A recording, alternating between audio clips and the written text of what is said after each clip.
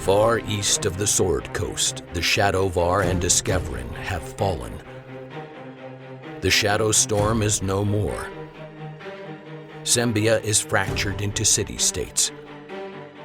A mysterious hero rises from the ashes to usher in a new era of prosperity. Yet there is still suffering. Cormyr and the wild elves of the Dalelands offer war on all sides. Earth motes, madness, and shadow dragons plague the lands. These are the tales of the heroes who ended that suffering. 1491 DR, the year of Sembian revival.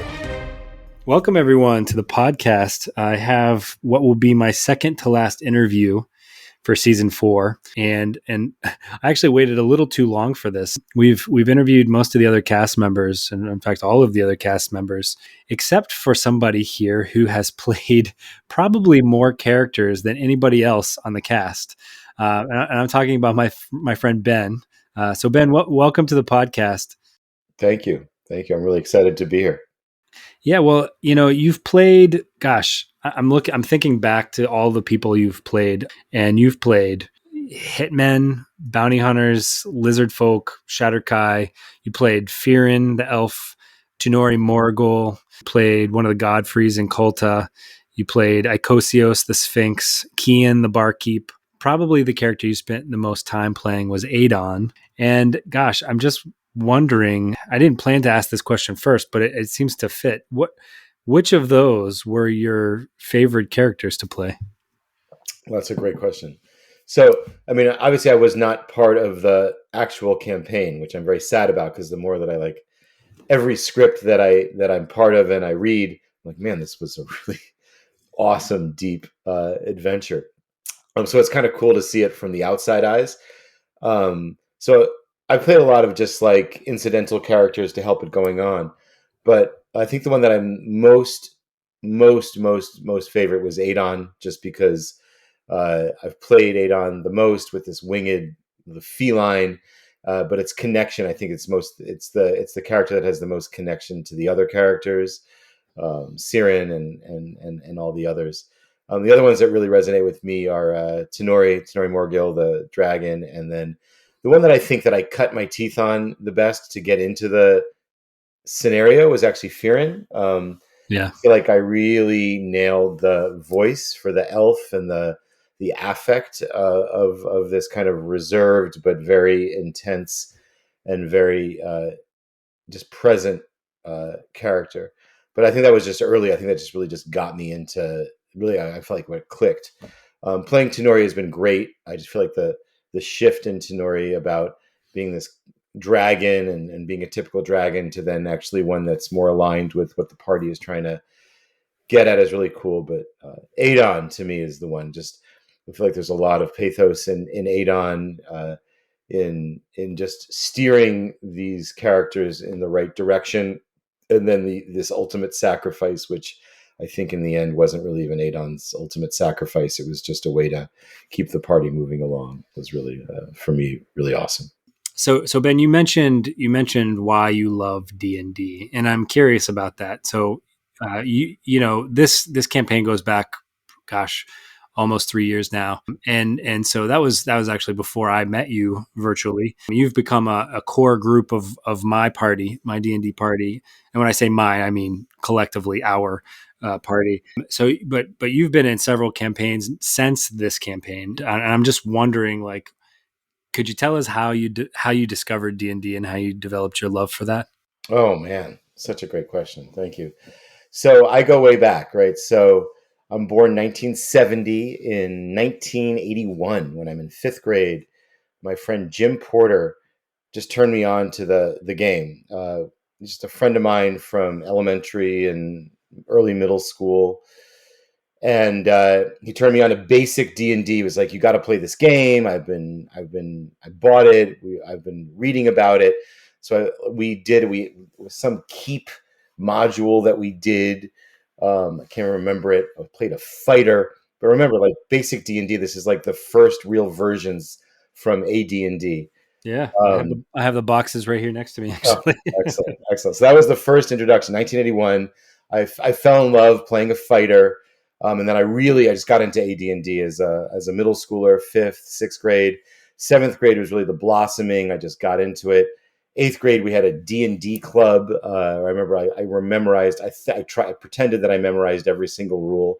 I didn't, but we had a test, 100 question test that you had to pass to be part of the club. But yeah, I mean, it was silly, but the point is, I just fell in love with the game. I love the fantasy of it. Playing fighters. In the end, the two characters that I really, really just fell in love with was the druid in AD&D, and then the bard, which was like a back page extension class, which you had to be like a fighter and a thief, and you had to take a couple of classes in magic users. And in AD&D was crazy. You had to take levels and then stop. You couldn't ever go back and then move on to the next one, and then take levels and move on to this. So multi-classing was very difficult, except for the fighter magic user. But anyway, the just the esoterica of it, I just loved. I love all the rules, but for me, it was always the fantasy of these worlds, and we would just play forever. So I played all the way through the beginning of high school and loved it, and then really fell off it. Probably about 1985, maybe 86. I played a little bit, and then didn't really play for years, and then popped up when I was a counselor in a summer camp. I had a dysfunctional group of kids who were about 11, 12 years old, but one kid had a D&D set. I couldn't even tell you. I mean, this is maybe the summer of 91, so I don't even know what version it was, but he had a D&D set, and I would DM them, and it's the only way I was able to keep the peace for long periods of time with the kids. And then I did an after-school program later on with D&D, and then I'm an educator. I'm a principal now, and I basically fell into running D&D activities as kind of social skills groups with kids, and that's kind of where I was for years. My nephew got into it, and I played with my kids and my nephew, my two daughters, and my niece and my nephew. That was a lot of fun. Got their friends into it, but I was always been a DM just forever. And when our friend Chris, who plays with us, plays Syrian, kind of hit me up and says, I have a crew that plays. You should really join us. That's kind of how I got back into really being a player. So I think between about 86 and when I joined you folks, I hadn't really been a tried and true player. Oh man. But now you and I both look forward to this every week, don't we? Yeah, totally. Well, so my next question was going to be about the realms and Forgotten Realms. But if you're like me, if you've been playing since the '80s, right, then you've spent time in the realms without even knowing it, probably, right? Like, right, the Oriental Adventures. I just ordered the original Forgotten Realms box set because I'm doing my homework for Ed's interview. And I'm just like, man, these things, some of these things I had as a kid, and I have some of my original box sets right here next to me. But what was weird, kind of getting back into the realms about 10 years ago, is I realized I'd been in the realms before. I'd spent so much of my times in the realms I didn't even know. So can you tell us, like, do you remember your first time, like, talking about Waterdeep or being on the Sword Coast or something similar? Yeah, so I will tell you, actually, no, I can't, because uh, the first thing I remember was Greyhawk, right? And I remember back in the 80s, and it was my friend Jim, who I mentioned. He had gone from basic to AD&D, and we had done that, and he really went really deep into it. So he had bought the map, the Greyhawk map, which I think had just come out in the early 80s. And I remember being really intimidated. And actually, that's where he and I broke off, because I just still wanted to play adventures. We were just making crap up, right? Yeah. Oh, here's a dungeon, here's graph paper. Or we would go and buy a module, right? B1 or B4 from the local bookstore, and we would run it. And so that's all for me that it was going into dungeons that were pre-made or making our own stuff up. But I remember he went really into it, and he had the whole thing with like keeps and henchmen, and the whole thing with charisma, which I didn't understand at all as a young player. And it wasn't even, I think, for many of the charisma was really important for fighters, but there weren't a lot of charisma-based characters in AD&D. So charisma was all about gaining henchmen and building armies more than it was about, I think, bards, sorcerers, right, warlocks, or even thieves, rogues. All have this charisma-based action, which I think is all very new to me as an adult. So I remember being really intimidated by Greylock and be like, oh, that's something that's just too much for me. And then always being jealous of people who could understand that.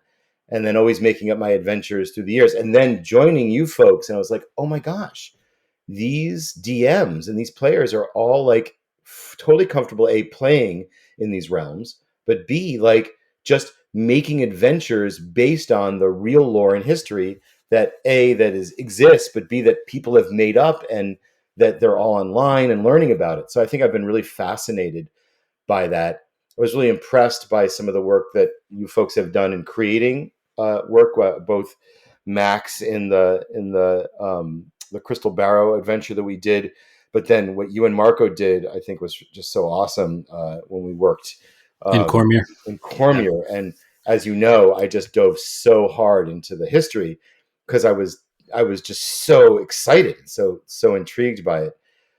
So this, again, I don't know much about Sembia, right? But then being part of this adventure and the scripts of this adventure, again, I'm learning a lot about Sembia right next to Cormier and all the history. So I would say that for me, this is all new, just in the past kind of almost 2 years that we've been playing. And as an adult, there's a titillation about doing something that I felt like I couldn't do as a kid.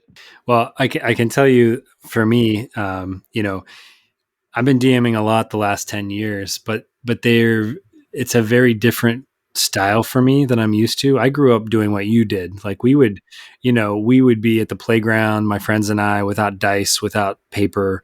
This would be total like theater of the mind. Like what you said, what you did in the DM, you trusted the DM to make like a fair decision, right? Like, and then we told stories. We did X-Men adventures. We did like, just like anything that you can think of, whatever we were watching on TV, that's what we played. We did, a ton of classic D&D, but like, what's cool is last weekend I started playing with my kids, like actual like crack open the books, like make characters from scratch, and my sessions are so different, and it just harkens me back to these days where you could just use your imagination. And I think that the next time I DM with you guys, it's going to be a lot more of that and less about the rules, because that stuff really isn't that important to me, but I've had to kind of tailor my DMing for my players. And I just want to get back to that. I just want to get back to telling stories. And of course that's what this podcast is about. So let's go on to the next question though. I'm curious, you hinted at this, but I'm wondering if so far you've had like a favorite scene or favorite script so far in the podcast. It doesn't have to necessarily even involve your characters, but it could. Yeah, so I'll tell you the favorite for me, which I mentioned that I was involved with, was that the death of Adon and Siren, just because it felt relational. I felt invested in it. Yeah, and Chris is such a great voice actor that I'm just always inspired by him. But I will say that personally was important. But the thing that I've been actually most touched by was the Sonia and the source, and I was actually sad when the source revealed itself to all the other characters, and I felt from a narrative sense, but also from a character sense, that the relationship between Sonia and the source, when it was still secret to everyone and she was still working that out, was super powerful, and I feel like really defined the adventure to me. So that was what I think that resonated the most with me.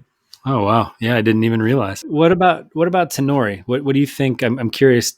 So in the last episode that aired, Tunori, Matoa flew in on Tunori.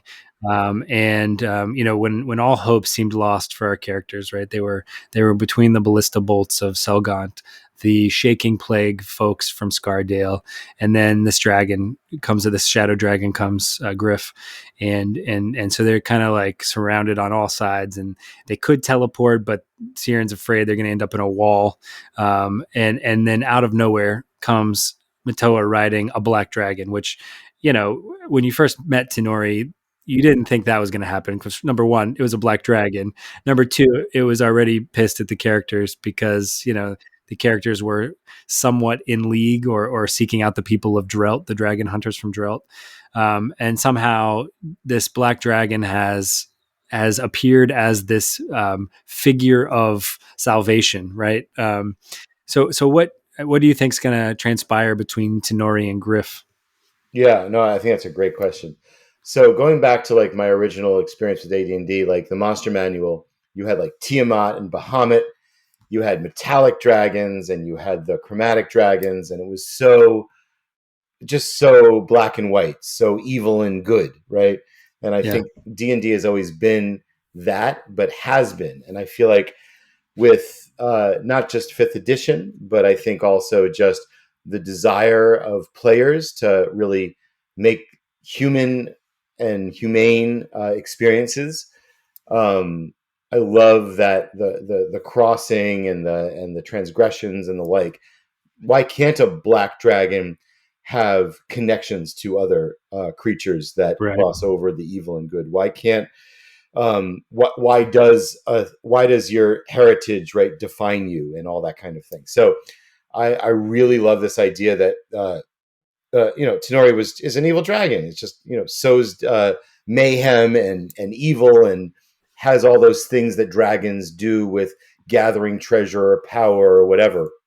And I remember that from the first scripts that I was a part of, where I was playing Tunori, and there was around the city, and just Tunori had been, the black dragons were taking over, and then all of a sudden, Tunori's a creature, human, right? But human in the sense of it has a personality and has desires and ambitions and also connections and loves and things like that. So I just feel like this backstory of who is Tunori, that now all of a sudden Matoa is riding in, and that these other dragons are actually typical dragons. They're evil and looking out for their own, where Tunori is actually looking out for some ideal or some outcome, which is bigger than that. So I'm hoping, as I always do with any D&D campaign, that there's just more sessions.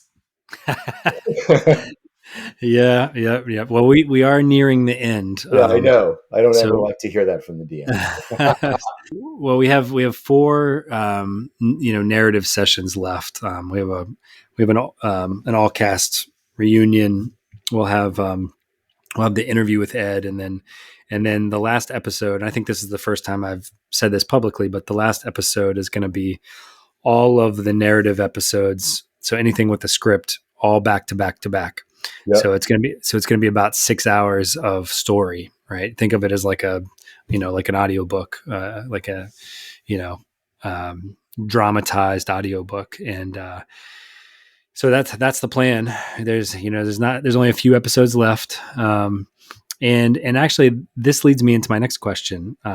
With the few episodes that are left, we've seen these characters progress from like, oh my gosh, somebody's chasing us, run, right? Like, that's the only thing we can do is we just run. And then we've seen like a shift, right? Where, I think it happened as early as like the swamps, when you start seeing Jendal like being like, I'm not leaving Sonia, right? You see Jendal carrying Sonia through the swamps, and you see, Sonia falls at one point. Siren starts like picks up his swords and starts like defending Sonia, and so all of like you've seen these characters get more courageous and more powerful. So I'm wondering about the powers that they're developing, right? Like it's almost like these characters are leveling quickly before our eyes. We saw Jendal using a quivering palm against a wall inside of the Hole of Yaun. Instead of using it on a person, he sort of vibrated his hands into the wall, and rubble fell on the dragon there.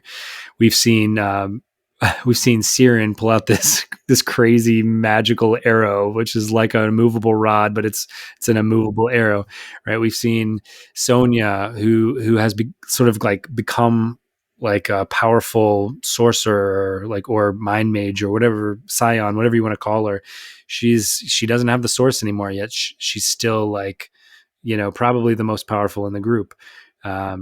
Yeah, we're about to see Matoa do something really cool. But I'm wondering, and here's the question: do you have any abilities that you would like to see one of these classes, the Bard, the Sorcerer, the Ranger, the Monk, or whatever Hashka is?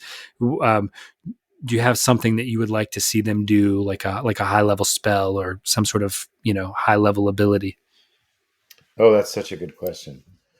Sonia is for me, again, and this may not be your intention, but I like that the way that Sonia interacted with the source and the way that the source is the kind of core to the mysticism of the campaign. I just feel like Sonia's apotheosis, some kind of ultimate leveling and magic connection and almost planar disruption for Sonia. It seems to me like something that could really be exciting for the story. Mm-hmm. And then something about magic weapons or the inhabitation of spirits or personalities in magic weapons, and then connecting that to the dragons would be a really cool way of doing things. And then these other characters being around that somehow about their integrity makes them connected and elevated in this piece would be really good. Well, I don't always know what's going to come out. Yeah, I know. That's what I love about your script writing. That like you're like you every week. It's like, guess what happened?